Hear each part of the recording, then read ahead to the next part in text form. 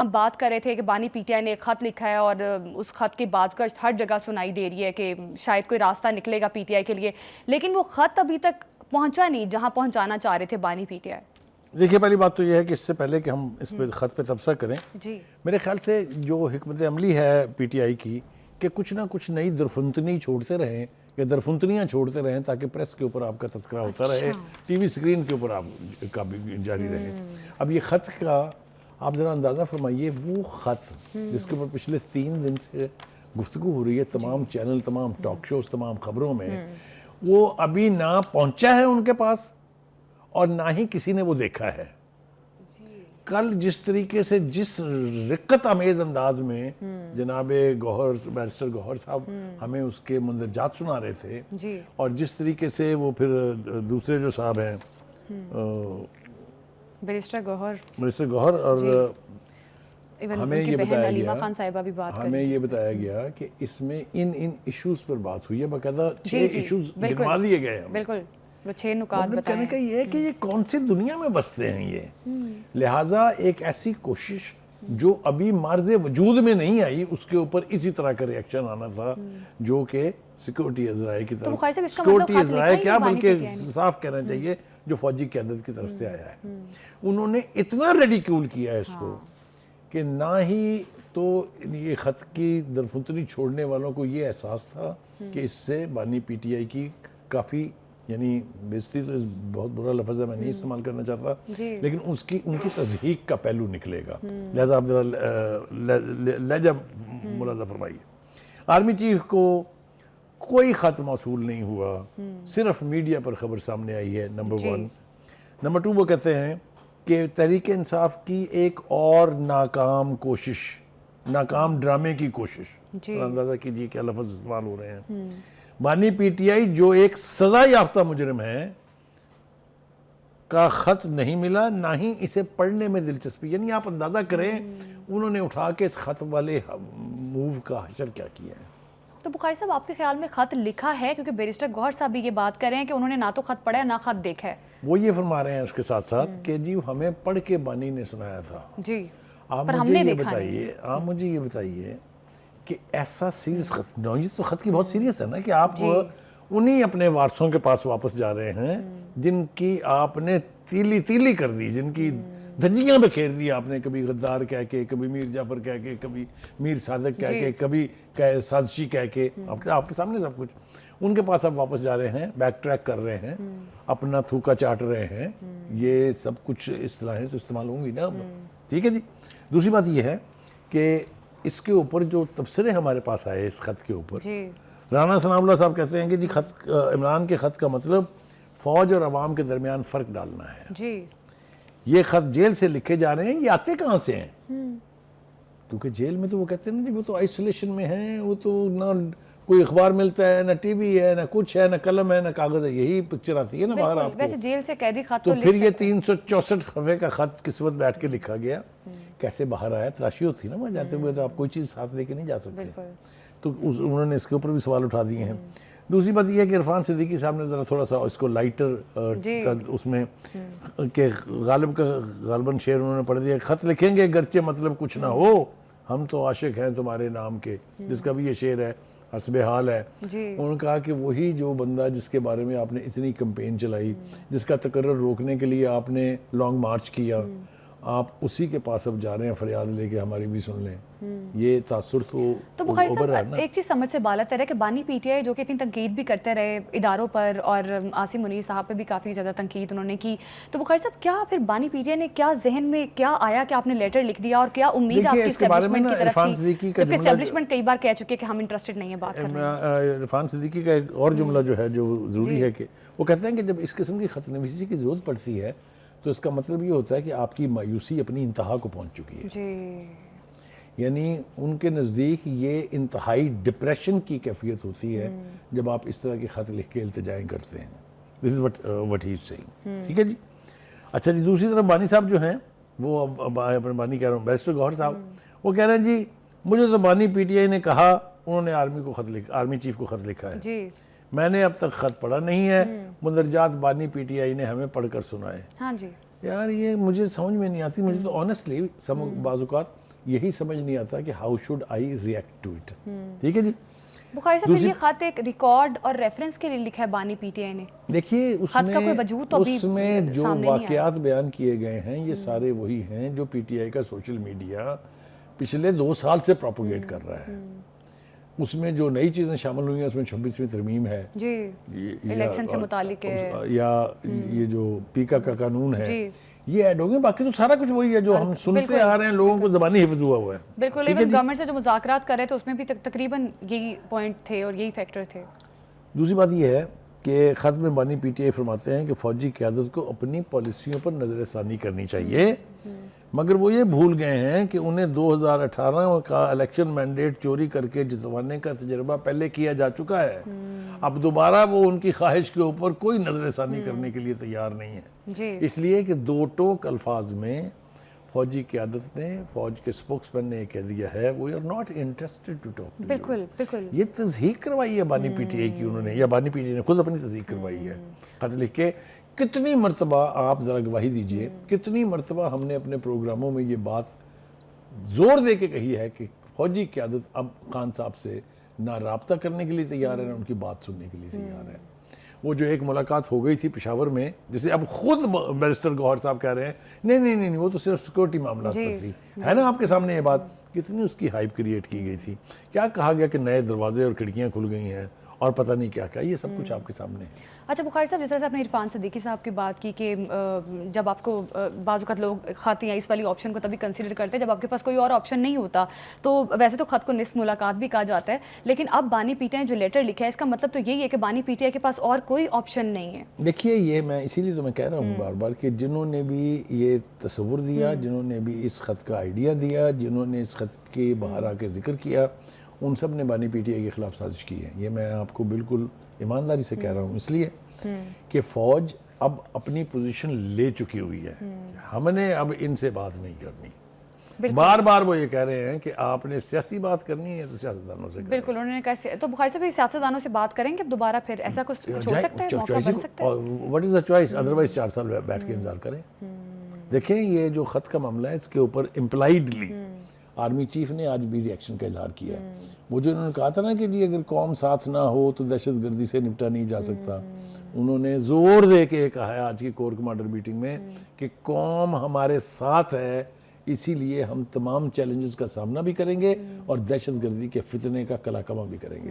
وہ بھی آلسو اسی لیٹر کا رسپانس ہے ایک طرح سے. اچھا بخاری صاحب, یہ جو الائنس بنانے کی بات بھی پی ٹی آئی کر رہی تھی کہ ہم ایک اپوزیشن کے ساتھ مل کے ایک الائنس بنائیں گے اور بھی جماعتوں کے ساتھ, تو وہ کہاں گیا, وہ معاملہ کہاں گیا, بیچ میں اب لیٹر والا معاملہ لے آئے. دیکھیے ابھی کل میں نے سلمان اکرم راجہ کے بیان کا ذکر کیا تھا کہ وہ یہ کہہ رہے ہیں کہ ہم چیمپئنز ٹرافی کے دوران کوئی احتجاج نہیں کریں گے, بلکہ اس دوران ہم سیاسی لیڈرشپ کے ساتھ مل کے اور ایک کوشش کریں گے الائنس بنانے کی. بات یہ بڑی اچھی ہے لیکن آپ کا اعتبار نہیں کرتا کوئی. دیکھیں نا آپ کے ساتھ کون کون نہیں تھے, ہم کتنی دفعہ گنوا چکے ہیں. ایم کے ایم آپ کے ساتھ تھی, اختر مینگل آپ کے ساتھ حکومت میں شریک تھے, وہ آپ کے ساتھ نہیں چل سکے, بہت ابتدا میں چھوڑ کے چلے گئے. پھر اس کے بعد آپ نے مولانا فضل الرحمان کے ساتھ پینگیں بڑھائی, وہ بھی اس کا کیا ہوا وہ آپ کے سامنے ہے. پھر اچکزئی والا معاملہ ہم ماڈل بتا چکے ہیں کہ اچکزئی کی اپروچ بالکل ٹھیک تھی کہ اگر مجھے آپ نے اختیار دیا ہے کہ میں سیاسی لیڈرشپ کے ساتھ مذاکرات کروں, ان کو ایک پیج پر لاؤں, تو میں تو سب سے بات کروں گا. وہاں سے ایک آیا میسج پیچھے کہ پیپلز پارٹی اور نون لیگ سے بات نہیں ہوگی, تو کون سا پولیٹیکل ڈائیلاگ ہوگا مجھے بتائے. تو کہنے کا مطلب یہ ہے کہ آپ پہلے اپنی کریڈیبلٹی ریسٹور کریں تاکہ یہ پولیٹیکل لیڈرشپ آپ کا اعتبار کر کے آپ کے ساتھ ملے. ابھی تو آپ کا یہ بہت بڑا ڈیلیما ہے کہ لوگوں کا خیال یہ ہے کہ عمران خان صاحب کسی کے سگے نہیں ہیں, کسی کا ساتھ الٹیمیٹ حد تک نہیں دیتے ہیں. ٹھیک ہو گیا جی. اچھا اب آگے آ جائیے جناب. علی امین گنڈا پور صاحب جو ہیں جناب وہ بہت گہرے بولے ہیں اور بہت 2 گہرے معاملہ جات پر انہوں نے آج اپنی زبان کھولی ہے. پہلا تو انہوں نے یہ کہا کہ جی عمران خان صاحب کی جو اڈیالہ جیل منتقلی کے معاملات پر کام ابھی بھی جاری ہے. پھر وہ کہتے ہیں کہ ایک وقت میں 80% معاملہ جات طے ہو گئے تھے جو بڑھتے بڑھتے 99%, 99% پر پہنچ گئے تھے, لیکن پھر وہ کہتے ہیں کہ جی پتہ نہیں کیا ہوا. لیکن اشارہ ان کا یہ ہے کہ یہ پروسیس جو ہے یہ ابھی بھی جاری ہے. اچھا, اب اس کی بھی کسی دوسرے ذریعے سے تصدیق نہیں ہوئی ہے. یہ پھر ایک غبارہ ہے جس میں ہوا بھری گئی ہے، کیونکہ جتنی مرتبہ اس کا ذکر ہوا ہے کہ وہ بنی گلہ منتقل ہو جائیں گے، وہ کسی ریسٹ ہاؤس میں کے پی کے میں چلے جائیں گے، یاد ہے نا آپ کو، وہ سی ایم ایچ کے پی کے میں، کسی کنسرنڈ ادارے نے کبھی اس کی تصدیق نہیں کی کہ ایسی کوئی بات کبھی ہوئی تھی۔ بالکل، ایون علیمہ خان صاحبہ بھی یہ کہتی رہی کہ اس قسم کے آپشن جو ہیں بانی پی ٹی آئی کے پاس موجود ہے، لیکن بانی پی ٹی آئی کہتے ہیں کہ جب تک 9 مئی کا اسیران کو رہا نہیں کیا جاتا تب تک میں بھی رہائی نہیں لوں۔ دوسری بات یہ ہے کہ علی امین گنڈا پور صاحب جو ہیں وہ کچھ باتیں ایسی ہوتی ہیں جو آپ تبدیل نہیں کر سکتے۔ جی، اب وہ دوبارہ 26 نومبر والے دن کے اوپر بولے ہیں، وہ 24 اور 26 کے درمیان جو ہوا، وہ پہلے ہمیں یہ کہا گیا کہ ہم وہاں احتجاج کر رہے تھے اور گولیاں چلائیں گی ہمیں ڈسپرس کرنے کے لیے۔ آج انہوں نے نئی درفندنی چھوڑی ہے کہ جب ہم وہاں پہنچے ڈی چوک تو گولیاں چل رہی تھیں، جی، اور وہ گولیاں چلنا اب تک ثابت نہیں ہے۔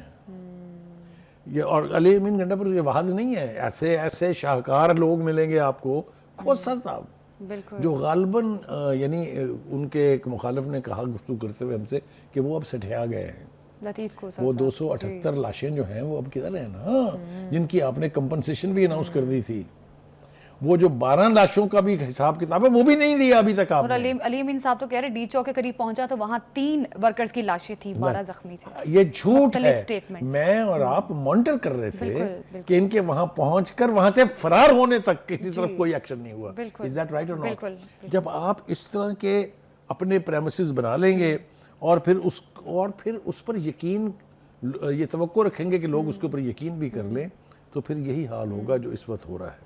ٹھیک، Having said all this، میرے خیال سے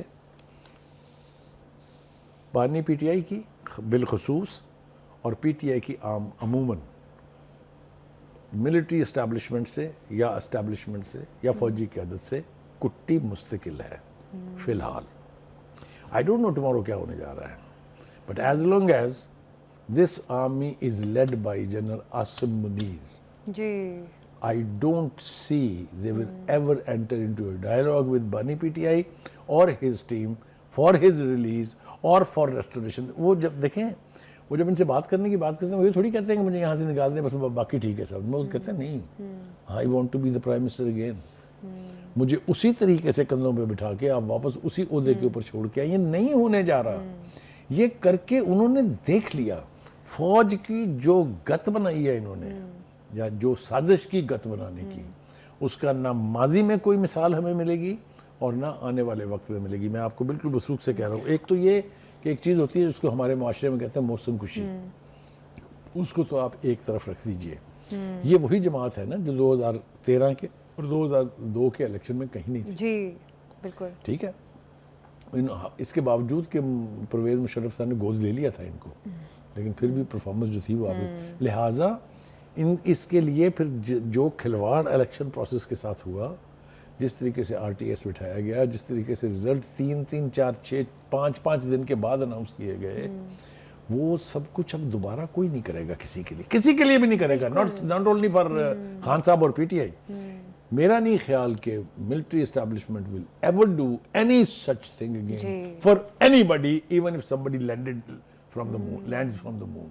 ٹھیک، اور یہ ہونا بھی نہیں چاہیے۔ جو منظر نامہ بن رہا ہے اس سے تو یہی لگ رہا ہے کہ فوج نے تو ایبسولوٹلی ناٹ کہہ دیا بانی پی ٹی آئی کو۔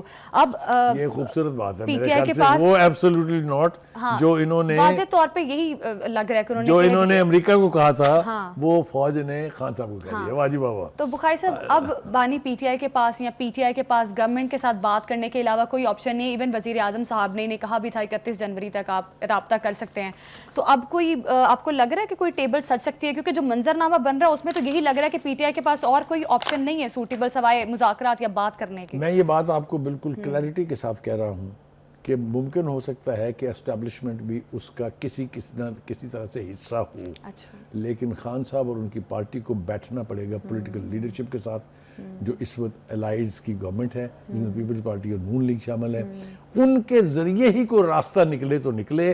اگر ان کا خیال یہ ہے کہ یہ رینبو کی طرح سے آپ جمپ کر کے جا کے دوبارہ ان کی گود میں بیٹھ جائیں گے، یہ نہیں ہونے جا رہا، اس کا کوئی دور امکان نہیں ہے۔ اچھا بخاری صاحب، اگین میں لیٹر والی بات پہ بات کروں گی۔ بخاری صاحب، لیٹر کا جس طرح سے آپ نے پہلے بات بھی کی کہ میڈیا میں ان رہنے کے لیے یا خبروں میں ان رہنے کے لیے بانی پی ٹی آئی بعض اوقات ایسی ٹویٹس بھی کرتے ہیں جس سے آپ نے دیکھا نا کہ جب مذاکرات کا فائنل راؤنڈ ہونے والا تھا اس سے پہلے وہ جو ٹویٹ کی 50 دن کے قریب کے مذاکرات تھے جو بالکل ڈریگ آؤٹ کیے گئے اور مختلف چیزیں چلتی رہی. تو اب یہ جو لیٹر والی کہانی ہے جو ابھی تک کہا تو جا رہا ہے کہ بانی پی ٹی آئی نے ہمیں پڑھ کے سنائی, لیکن لیٹر کا ابھی تک کوئی وجود یا کوئی اس طرح والی چیز سامنے نہیں آئی.